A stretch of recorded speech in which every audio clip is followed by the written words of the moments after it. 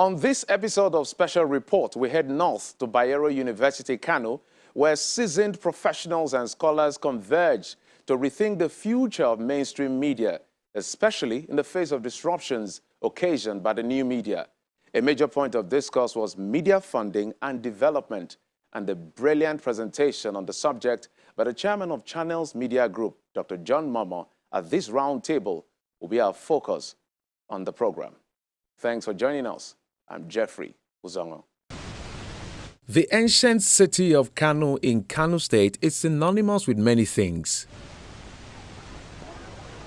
It is one of the most popular cities in Nigeria and a major economic hub up north and the country.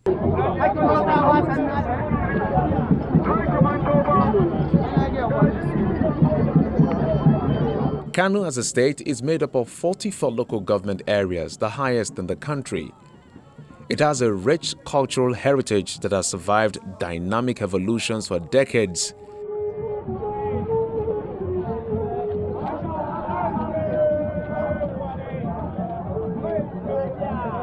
It is also the seat of the emirate.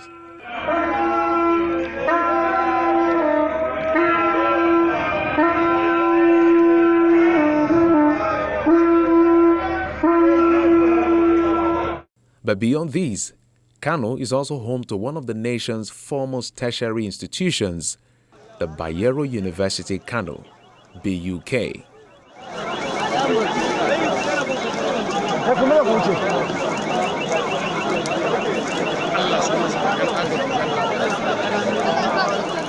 The seed of Bayero University Kano was the Ahmadu Bello College set up in 1960, located within the School for Arabic Studies in Kano. And with the establishment of the Ahmadu Bello University Zaria in 1962, it was renamed Abdullahi Bayero College. In 1977, the federal government raised the status of all university colleges in Nigeria to full-fledged universities, and Abdullahi Bayero University College became what is now known as the Bayero University Kano, BUK. The school currently has about 49,000 students and a total staff strength of over 4,000 spread across different faculties.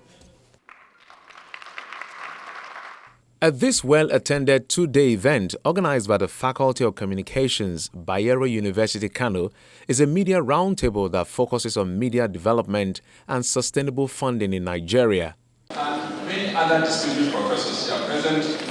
It's a gathering of the acme of the echelon of scholars and professionals in the media industry across the country who are here to brainstorm and strategize on the survival of mainstream media, especially over issues of funding in the face of innovative disruptions.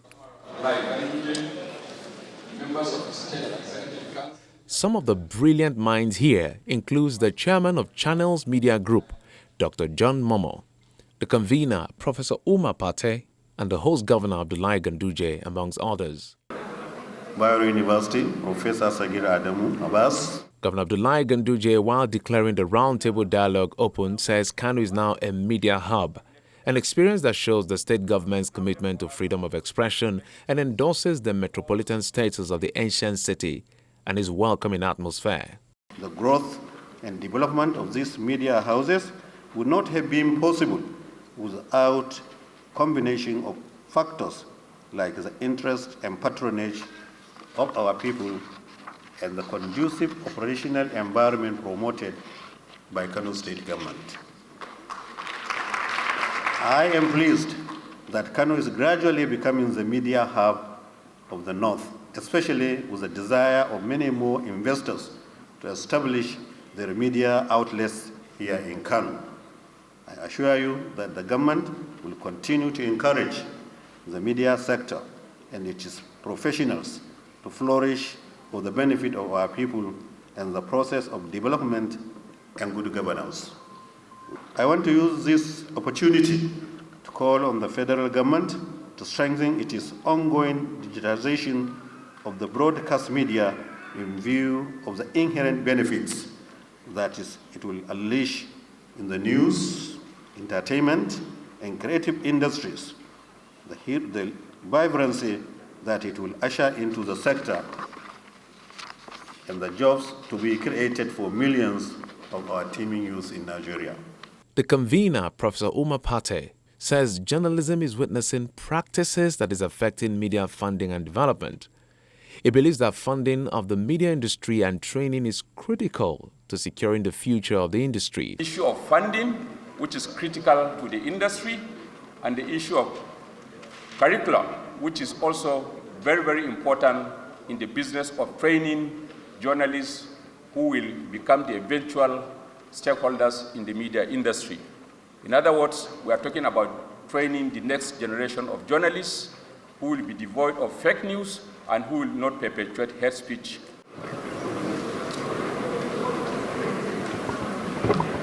The keynote speaker and lead presenter, Dr. John Momoh, started by reflecting on the disruption caused by the new media and its impact on traditional broadcast platforms. He notes that the different touchpoints where consumers and clients are trying to reach have been altered in one form or the other. We are witnessing the emergence of new tools and practices which invariably has affected the ways we produce information. Audiences are increasingly moving their media use online. News consumption is shifting to social media in the younger audience segment. And global platforms such as Facebook and Google are taking larger and larger shares of advertising revenue. In many media markets, legacy media have encountered this disruption by downsizing staff, consolidating production, and merging operations. The news media industries serve a democratic function, and they do this by informing audiences, facilitating debate, and performing critical oversight. But they are also business concerns. They are privately owned businesses that need to maintain a certain profit level to continue to be in business. However, with the problems of dwindling revenues, particularly in the advertising markets, new media are looking for new sources of income. And there's widespread fear about the damaging consequences of these trends for the quality of journalism and professional survival of journalists. The consequence of these on the traditional media is a redirection of advertising that has led to loss of revenue for broadcasters, which means the ripple effect of funding deficit ultimately becomes inevitable. The media industry in Nigeria, and indeed globally, is experiencing existential challenges. We know this. Challenges that are both internal and external. They border on credibility, on funding, on technical capacity, quality content, safety of media workers, as well as changing audiences, tastes, and expectations. Others are uncertain operational and policy environment and weak capacity for investigative and data-driven journalism. Additionally, social media is hugely compounding the woes of the conventional media in multiple of ways. And so there's no gainsaying the fact that these challenges are threatening and really worrying. In the Nigerian context, the issues are also very real. The media institution is grappling with similar challenges of underfunding and credibility and integrity crisis. And even though the sector has remained centrally critical in the consolidation and sustenance of the country's young democracy, indeed, the nation's fight against corruption can only succeed with an editorially and economically independent media. As it is, the existing funding model for the media industry in Nigeria requires urgent review. Dr. Momoh cautions against losing the essence of the fourth estate of the realm as a voice of the people in a bid to close funding gaps. For him, this delicate balance calls for one thing and one thing only: innovation. and to ensure that news media industries can overcome the obstacles that the digital disruption represents, future media policies need to focus more on enabling innovation. Although I'd like to align my thoughts with those of some distinguished professionals and scholars in calling for the establishment of the National Media Development Fund in the country, my message is this: that our society needs strong and independent news organizations that do important journalism. And that's what's challenging. The Nigerian news media industries are reeling under the effects of the global media market. Innovation is in many respects encouraged by external factors, keeping up with development and facing new competitors. And in this environment, protecting assets is seen as more essential than risk losses in failed innovations. We need to innovate. A situation where so much revenue goes out of the media houses to external competitors like Facebook and Google, Amazon and Netflix and other global media giants is unacceptable. The fact that we lose 20% of our income in advertising year on year does something to the will to think innovatively. When you combine this with disruption that has rocked the media industry, it's almost as if we are consumed by fear-based media. The keynote speaker highlights on policy concerns in media innovation, emphasizing that what he terms media economics is skewed towards stable markets, another reason why professionals must re-strategize. My analysis concerns the policy conditions for media innovation, and this rests on three strands of inquiry: strategic management theory, media economics, and policy analysis. Under strategic management theory, inquiring about future media policy scenarios prescribes conceptual multiplicity, especially in cases where policy aims to sustain the media as a business, as well as a public good in a rapidly changing environment. While the resource-based view of competitive advantage and the structure conduct performance paradigm are both widely used in media economic studies, they are limited in their appropriateness as they are primarily suited to highly stable markets. The increasing globalization, convergence, and fragmentation of media markets, therefore, necessitates more adaptive and interpretive approaches. And the future success of news media not only rests on factors that are internal to the company, such as resources, capabilities, and strategies, but also as external factors, such as the national and industry context, both of which are in a flux. As strategies are not necessarily outcomes of rational planning, but can also emerge as responses to unforeseen circumstances, the interplay between intended and emergent strategies matter, according to Hill and Jones, 1995, not least for an unstable sector. So as the financial threats are endemic and essentially affect all competitors, rivalries move to the policy level.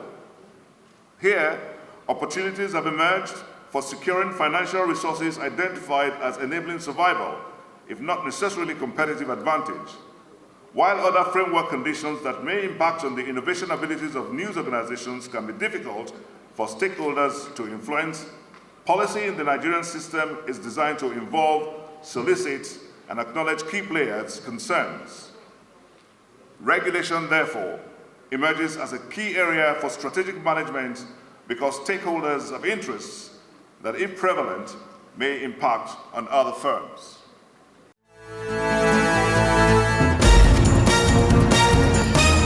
Great BUK students.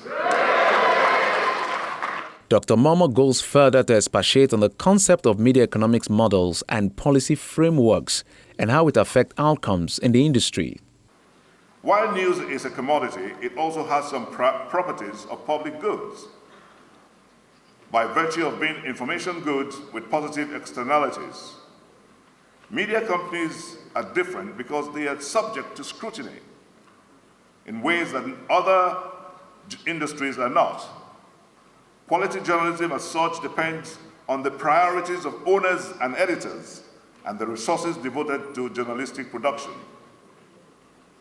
The market model and the public sphere model represent two oppositional approaches to analyzing media companies in this context. The public sphere model sees government as the necessary safeguard for the diversity required to sustain democratic infrastructures. The market model, on the other hand, considers free competition as the guarantee. And the main difference between the two approaches is that the market model largely argues in favor of limiting policy measures to regulations that deter ownership concentration, while the public sphere approach largely advocates positive measures, encouraging interventionist policies that support incumbents, whether the state or the market is considered the best facilitator. Conditions for good economic performance are necessary to sustain a diverse media sector thought to trigger democratic diversity. Finally, media policy. Media policy is first and foremost committed to normative goals, not to economic efficiency. News media are subject to policy because they constitute a sphere of public debate, sustaining democracy, regulated to sustain the function of critical journalism, the freedom of speech, diversity of opinions, and protection of minors from harmful content to achieve the kind of journalism that facilitates democratic debate. And a policy is required that can engender both competitive behavior and product innovation. So the need to cater to both economic and normative goals, however, puts policy in an increasingly difficult position. As society grows more dependent on local digital information infrastructures, national media policies face new challenges with the emergence of global platform players in the content and distribution markets. Transnational conditions, therefore, invite national stakeholders to engage both with national policy regulators and with international operations in their long-term bargaining. While the effects of neoliberalism on policy intervention has been observed to influence the regulation of media markets, the emergence of a global network media system seems to shift policy towards a more interventionist approach, at least in faraway Norway, because media policy making involves defining emerging conditions as a problem requiring policy-put solutions, alternatives presented to compete for attention and support. And depending on the political climate, one solution may emerge as more applicable than the rest. Regulations, however, tend to be reactive, creative, creating new disputes that characterize issues down the road. The audience at the Bayero University Kano were taken aback by the chairman of Channels Media Group over how the evolution of the media got to the current era of digitization, which has led to major disruptions. Francis and Besson, 2005, formulated the 4 Ps of innovation as product, process, position, and paradigmatic innovation. Digitization of media production and distribution started in the 1980s and led to process innovation in legacy media. The same products could be produced more efficiently, enabled by the introduction of the new technology. Typewriters were replaced by computers, and in newspapers, typesetting in lead was replaced, first by paste-up and later by desktop publishing systems. And in the 1990s, the introduction of the World Wide Web enabled product innovation in the process of convergence initiated by the telecom and computer industries. Deregulation of broadcasting also opened for local radio and television stations, and lack of local media monopoly regulations in Nigeria also led to model innovations of traditional newspapers moving towards multi-platform media houses with product portfolios of regional local newspapers, local radio, and local television and websites. And control of local advertising markets was a driving force for the building of media houses. However, the news of digitization of broadcasting led to a collapse of distribution privileges and thereby the economic viability of local broadcasting. So while local media houses went through a positional innovation process towards multi-platform distribution of newspaper content, a more profound definitive transformation of the media from social institutions to corporate businesses has led to commercialization and ownership concentration. In the 2010s, therefore, global social media had disrupted both user behavior and advertising revenue for legacy media. And many Nigerian newspapers and radio and television broadcasting firms have been found to be significantly less innovative in product, service, and process innovation than other service firms. So with the noose around our necks, and as a developing economy that is fraught with all kinds of challenges, how can the Nigerian media survive? What still?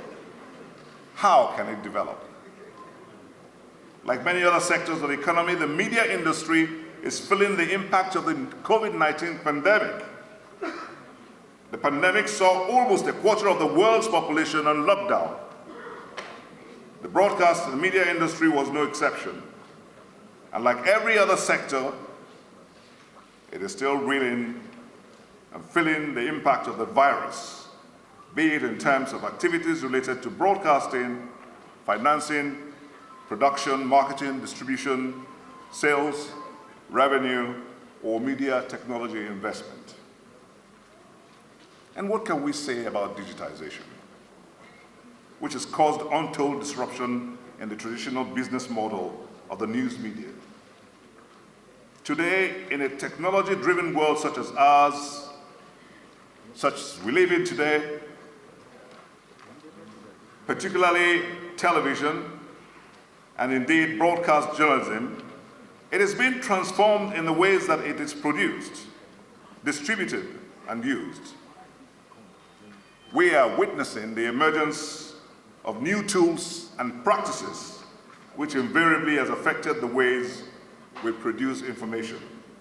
Dr. Momo extrapolated into a future that will work for all, and the idea for him is simple. Every stakeholder in this critical sector must have a seat on the table. He also shares his optimism about the future. The future, they say, is uncertain.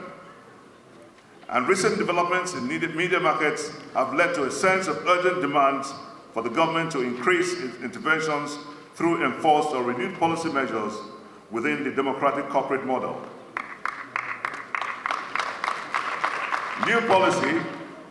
New policy tends to be developed by key stakeholders in cooperation, resulting in implicit trade-offs and compromises. Media practitioners in Nigeria should be at the table where, for example, policies that regulate and govern the industries are discussed and agreed, and by using scenario planning as a systematic approach for thinking about the future. Some say this is a crisis of journalism. Others see it as an explosion of the profession. For the optimists, of which I belong, journalism seems to be more alive today than ever before. And it's going through a multiplication of both forms and content at amazing speed. If journalists are in the business of gathering information, interpreting it, and spreading it, we certainly have more means than ever to do so. The future isn't gloomy. The future is bright. So let's go for it. Apparently, the world is a very dynamic place, and the speed of evolution propelled by technology is constantly challenging the status quo to be innovative, and the media industry has witnessed its fair share of these disruptions. Therefore, sessions such as this, organized by the Department of Communications, Bayero University, Kano, present an opportunity for established and aspiring journalists and media organizations not to play catch-up, but position itself to be at the vanguard of innovative thinking, not just for survival, but for dominance.